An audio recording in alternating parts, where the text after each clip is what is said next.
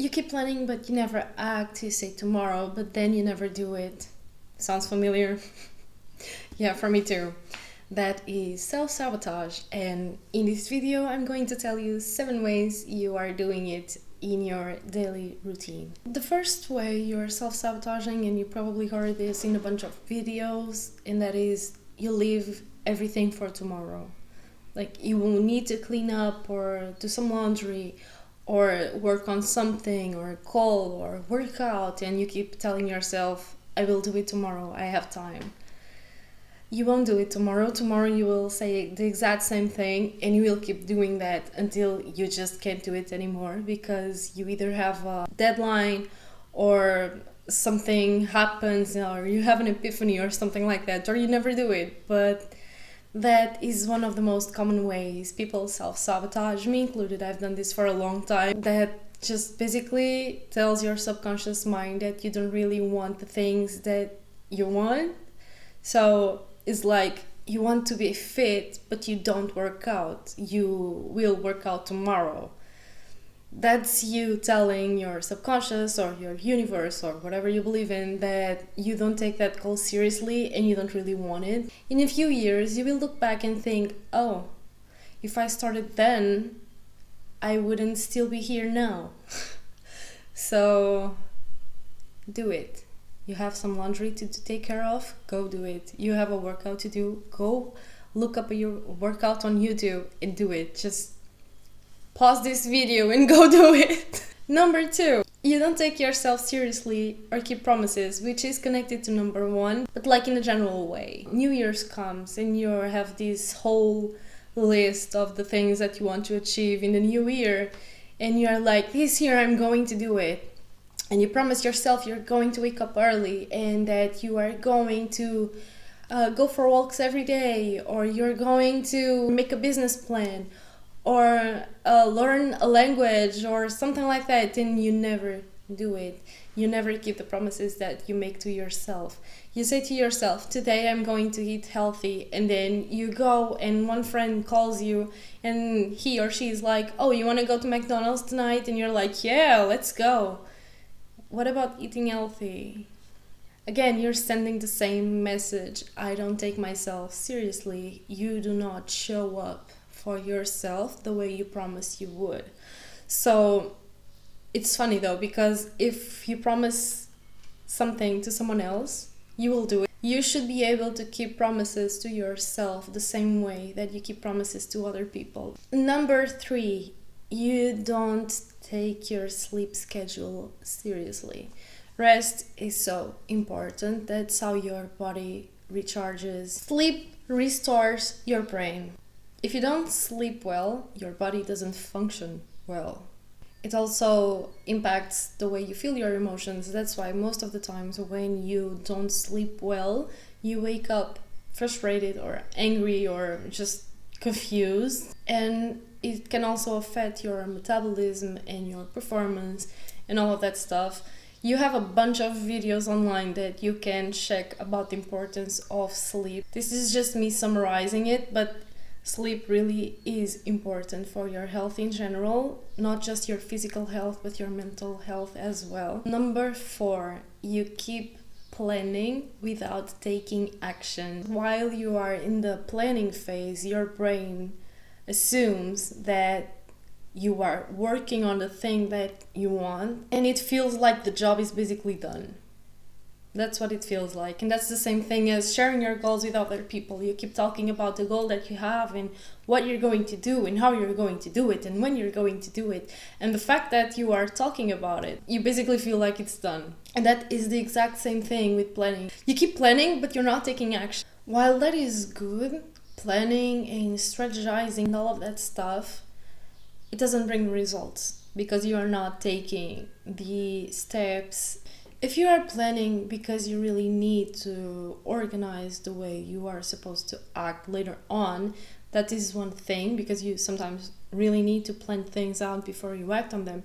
But if you just keep planning without taking the action, you're not doing yourself any good. You need to take the action to actually achieve the results. If you keep yourself stuck in the planning phase, you're not going anywhere, and you will eventually look back and think, what have I been doing?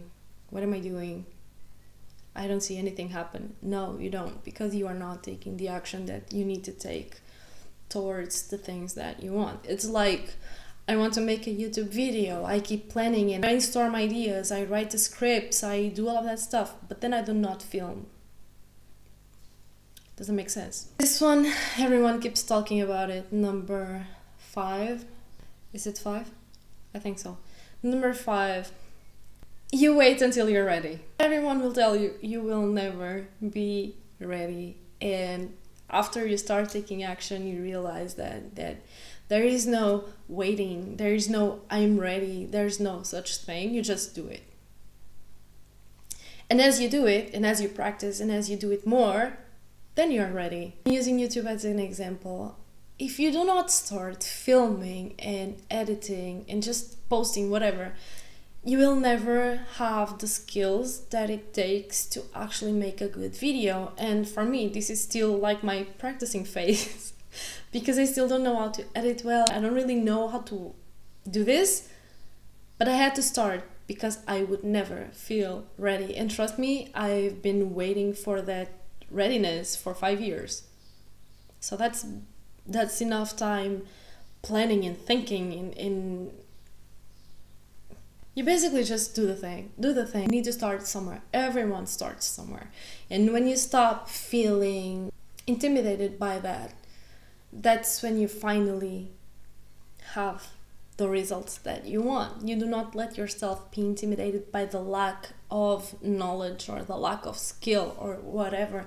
You will get there, but you need to start somewhere and then take the steps and kind of level up slowly until you reach the level that you need to be in or that you want to be in, whatever. Number 6, you mistake fear for intuition. Guilty of that one too, actually.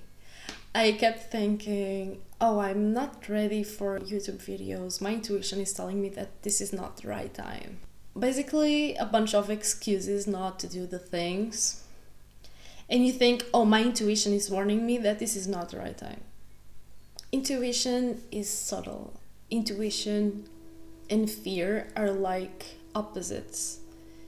If you're afraid of something that is not your intuition is like this knowing. It's comfortable. It doesn't scream.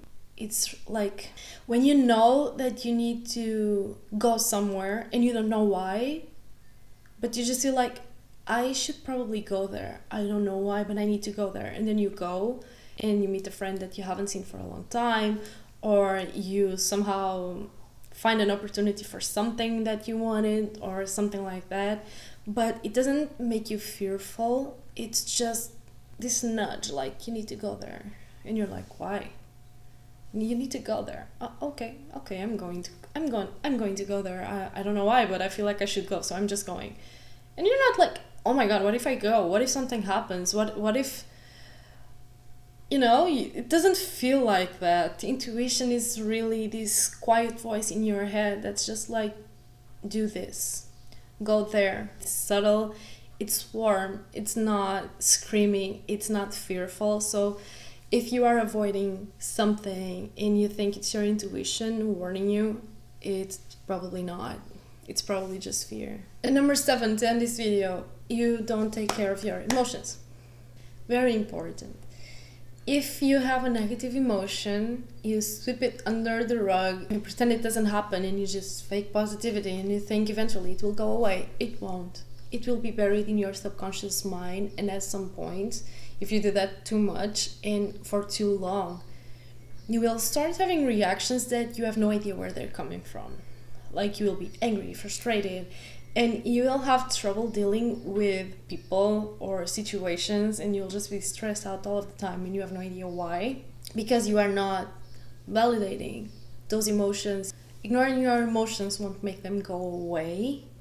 It buries them and they come back louder and sometimes even stronger because they are buried for so long. It's like they're growing underneath the surface. Then they come back as anxiety, burnout, frustration, and That's a lot of therapy. If you take it too far and if you bury them for long enough, they will actually come back as illness. And trust me, you don't want to reach that point. Taking care of your emotions is one of the best ways you can do some self-care and show self-respect and have clarity and stability and all of that stuff. So if you keep suppressing them and again sweeping under the rug, that will make your life so hard. You can even lose connection to your intuition, and your intuition is your biggest weapon and the best way you can deal with life in general when you are connected to your intuition. And if you are a woman or a girl, and if you connect to your feminine energy, that can bring such power to you. And when you start by regulating your emotions in your nervous system, you have no idea how powerful you can actually become. If you don't face your emotions, they will take over your life. So one last tip to do this, and when you do this, you can deal with everything that I mentioned on this video, and that is doing shadow work, accepting your darkest side, accepting your shadows, what you're ashamed of, what you have fear of, all of the stuff that you feel you need to hide from other people. When you start accepting it, that's when things start to calm down. It takes time, so don't pressure yourself, don't force yourself to just heal like in 2 days. It doesn't happen like that. It takes time, it takes effort and dedication and patience, a lot of patience.